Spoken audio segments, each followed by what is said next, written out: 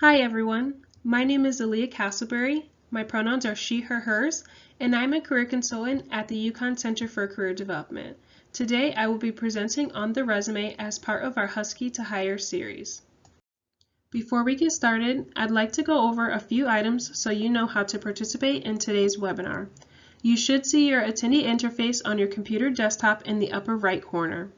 You are listening in your computer speaker system by default.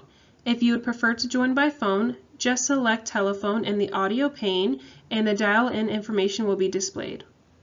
You will have the opportunity to submit text questions by typing your questions into the questions pane of the control panel.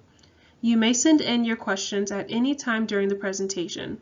These will be addressed during the question and answer session at the end of the presentation. Once you leave today's webinar, you will be directed to an evaluation for the presentation, and we would appreciate it if you would complete that and provide your feedback. Note that today's presentation is being recorded and will be emailed to all webinar registrants within 24 hours. Before we get into our overview, I want to talk briefly about becoming career ready, what career competencies are, and what specific competencies this presentation and utilizing the Center for Career Development will help develop. Becoming career ready comes from the National Association of Colleges and Employers Foundation of Career Readiness, which is having the ability to demonstrate core competencies that broadly prepare the college educated for success in the workplace and lifelong career management.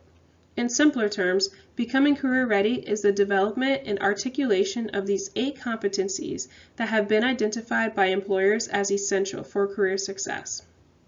We have some great resources on our website, career.yukon.edu, to help you identify your competency levels and ways to further develop them. Choosing to learn about the Center for Career Development is an excellent way to further build your career in self-development, communication, professionalism, and technology competencies. Additionally, we can assist you in finding many ways to enhance and how to talk about each of these competencies during your time at Yukon. In this webinar, we will cover resume basics, including what is a resume, types of resumes, and resume guidelines. We will also go through the required recommended categories you should have on your resume. Then, we'll get into bullet point statements, covering what they are and how to write them. Lastly, we'll discuss what makes an effective resume. First, we'll go over the basics of a resume.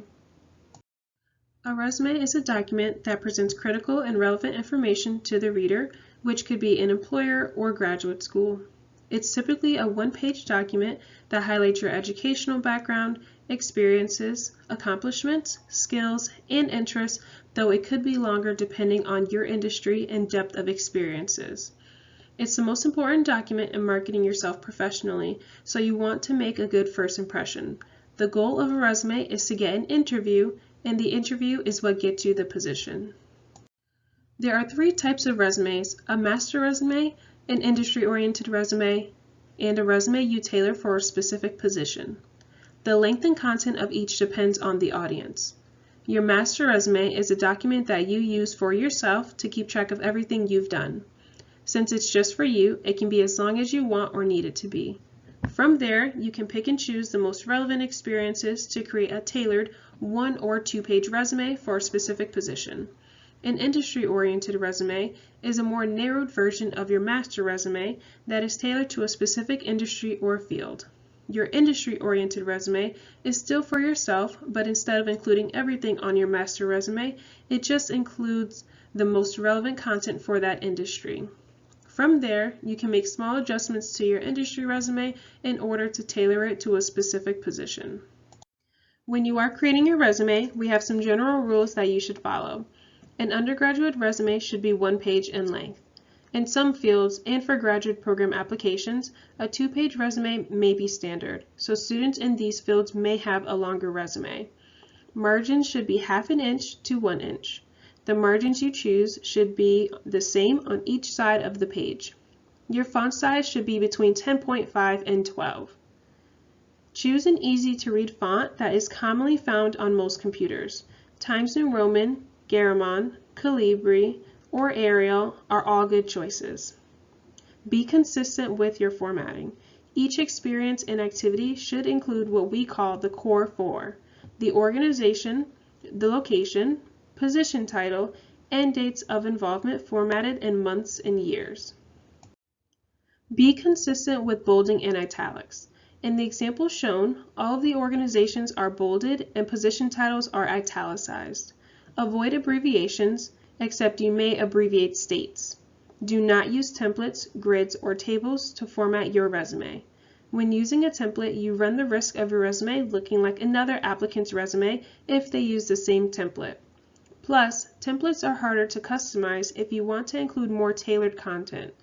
Additionally, many applications require online submission and use computer software called applicant tracking systems to scan your resume for keywords.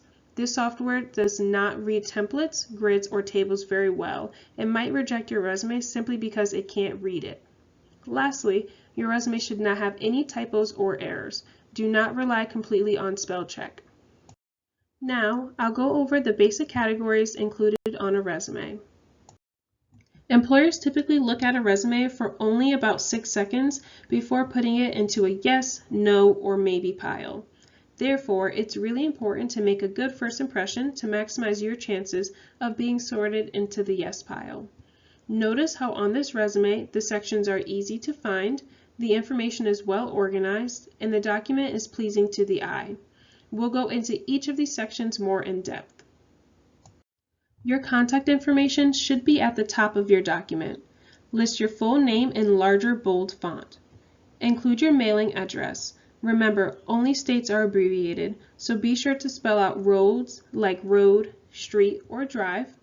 You may use either your campus address or your home permanent address, but only use one. Pick the one that's easiest to reach you at or shows proximity to the opportunity you are applying to. For example, if your home address is in Norwich and you're applying to summer internships in Norwich, it would be beneficial to use your Stamford address. List your phone number and be sure to have an appropriate voicemail set up. List your email address. We recommend using your UConn email address because it is professional and affiliates you with a top university. If you prefer to use a different email address, it should be professional, like the Gmail address listed in the example. If you have a LinkedIn profile, you can list a URL as well. After your contact information, you may choose to include an objective statement. Though optional, an objective statement is a great way to really tailor your resume to a specific position and highlight relevant skills you possess and will demonstrate in your bullet point statements. Objective statements contain 3 parts. They list the position or title you are applying for. They include the field, industry, or company. And 3, they list 2 or 3 transferable skills that you possess that are relevant to the position. These skills can generally be found in the position's description. Transferable skills are abilities, attributes, and personal qualities that someone possesses and can be used across industry lines. Some examples of transferable skills include administrative skills, interpersonal skills, leadership skills, and verbal and written communication skills because you can develop these skills at one experience, like volunteering at a hospital, and use them at another experience, like a summer internship or job after graduation. The next section on your resume is the education section. Include University of Connecticut fully spelled out. Do not abbreviate it to UConn. List the location. Below that, include your degree, major, and graduation date. If you are in the ACES program, you may list your major as undeclared, and if you have one, list an emerging academic interest below. Below your degree, you may also list your GPA out of 4.0, particularly if it is a 3.0 or above, and any honors or scholarships. This is also where you may list education abroad experiences or relevant coursework. If you are a freshman or sophomore, you may list your high school education information below University of Connecticut. Be sure to list the school name, location, high school diploma as the degree, and your graduation month and year. This information should be removed by your junior year to emphasize your more relevant college experiences.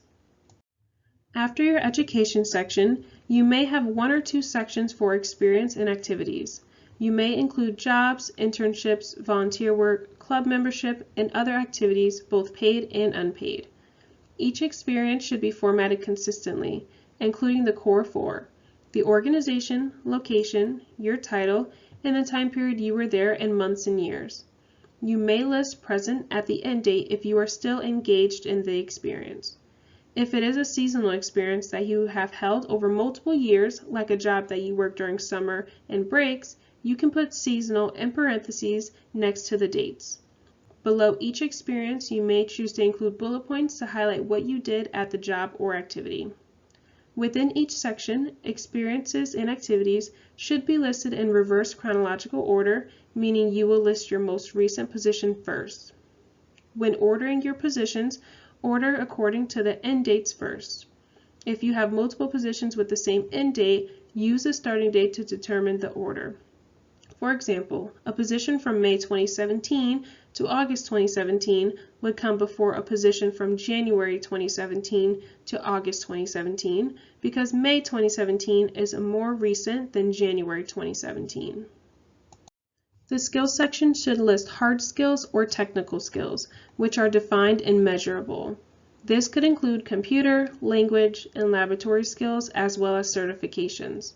These type of skills can be demonstrated to an employer through a certification or test of ability. For instance, if an employer asks you to create a PowerPoint for a presentation, they will immediately know if you have the necessary skills based on your ability to complete the task. Now, your resume is your document that you can customize to fit your experiences and tailor for the position. There are all sorts of other sections you could include, such as leadership experience, research experience, military experience, volunteer experience, practicum or clinical experience, academic projects, and interests. Once you have the formatting and sections of your resume, you'll want to focus on writing bullet point statements. Bullet point statements are 1 to 2 lines that describe what you accomplished or learned in a certain experience.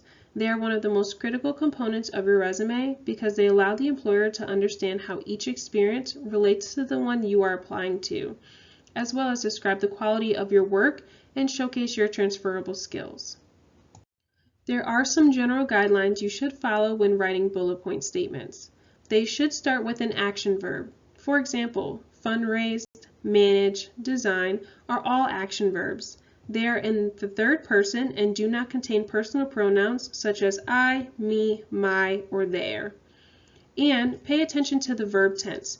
Past experiences should be listed in past tense, and experiences you're currently engaged in should be in present tense. We typically see mistakes in verb tense when students update their resume after ending an experience and forget to change verbs from present to past.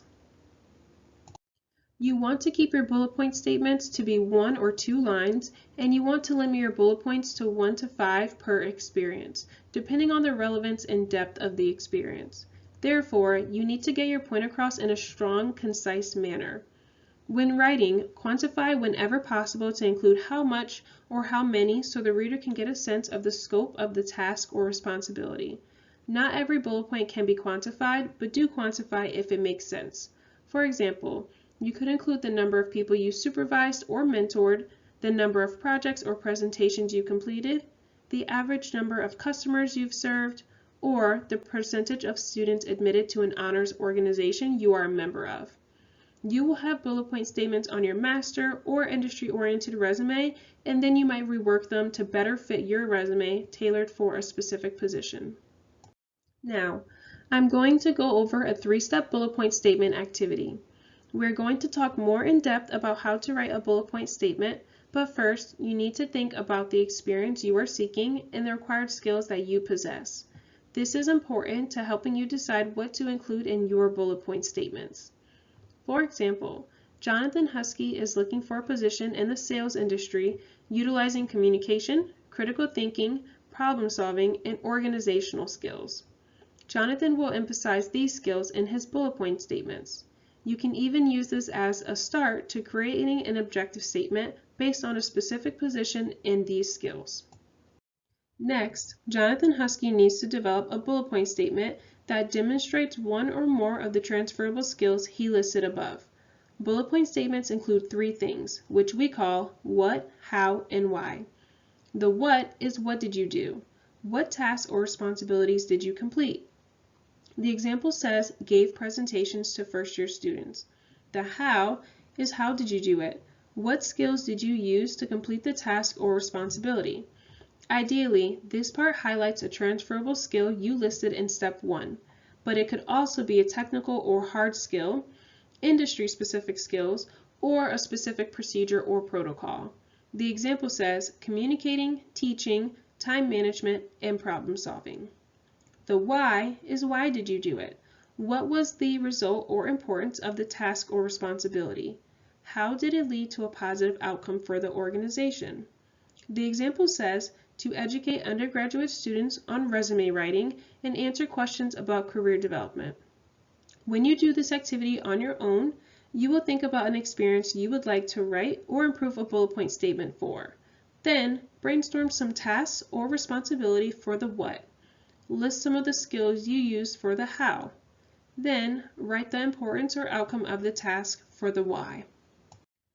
Once you have your what, how, and why components, you can combine them to form a whole bullet point statement. On the next slide, you will see that Jonathan Husky wrote several drafts before getting to this final bullet point statement. Facilitated resume presentations in 12 first-year experience courses via Zoom to educate undergraduate students on resume writing and answer questions about career development. This final bullet point is very strong as it includes the most detail for what, how, and why while still being concise. When you do this activity on your own, you will combine your what, how, and why from step 2 and write a complete bullet point statement. Remember to start with an action verb. It took Jonathan a few tries before he reached a strong bullet point statement. Now, we're going to look at the evolution of Jonathan's bullet point statement. The first example says, gave presentations to first-year students. With a bullet point statement like this, an employer may still have a few questions. For example, what kind of presentations? How many presentations? Why was Jonathan facilitating these presentations? Also, instead of using the verb gave to begin his bullet point statement, it would be better if Jonathan started with an action verb. The third example says, presented 12 resume workshops to first-year students. This bullet now starts with a strong action verb, presented, which makes it easy for the reader to know exactly what the bullet point statement is addressing. Jonathan also quantified this bullet by identifying that he completed 12 resume workshops. However, this bullet is still missing why. The last example says, facilitated resume presentations in 12 first-year experience courses via Zoom to educate undergraduate students on resume writing and answer questions about career development. This bullet has incorporated what, how, and why, and has included more details like the number of presentations, the technology used to facilitate the presentations, and the goal of those presentations. As you get more comfortable with creating and updating bullet point statements, yours will get better over time. Remember, what, how, and why, and you'll be on your way. So why is it important to have an effective resume, and how can you make your resume more effective? A well-written and formatted resume tells an employer a lot about your professionalism and improves the chances of gaining an interview. It is your responsibility to demonstrate how your academic, extracurricular, and work experiences connect to every specific position you apply to. Look at the position description and search for clues. Use keywords and draw connections. It is important to remember that a successful resume must demonstrate experiences that match what the employer needs. Tailoring your resume helps employers see that you match their needs, and the job description will help you tailor your resume. When you are applying to a position, take some time to read the job description and highlight or circle keywords and skills. Take a moment to read the job description and think about what keywords or skills you would highlight or circle and include on a tailored resume or cover letter for this position. What does the job description emphasize? In this example, you might highlight writing and editing and communication skills, web development programs and social media, teamwork, flexibility, accountability and follow-through on commitments, which speaks to organizational and time management skills. If you were applying for this position, you would want to demonstrate to the employer that you possess these experiences, qualities, and skills in your resume. Choose a format that highlights the most relevant experiences. Highlight transferable skills in an objective statement and in your bullet point statements. include technical and hard skills in a skills section. After this webinar, you can continue developing your document by taking a look at the resume and cover letter guide. You will get an email after the webinar with a link to the guide, or you can pick up a copy in our office. Visit our website at career.uconn.edu to see even more resources to help you with your document, including Career on Demand, scheduling an appointment for a resume or cover letter critique, and meeting with a career coach to discuss ways to find opportunities to gain experiences and build skills for your resume and cover letter. You can sign up to meet with a career coach on our website, and you can reach out to us with any questions you have at 860-486-3013 or by email at career@uconn.edu. Thank you so much. And now we're going to move into a question and answer session. As a reminder, you can still submit questions through the questions pane in your attendee control panel.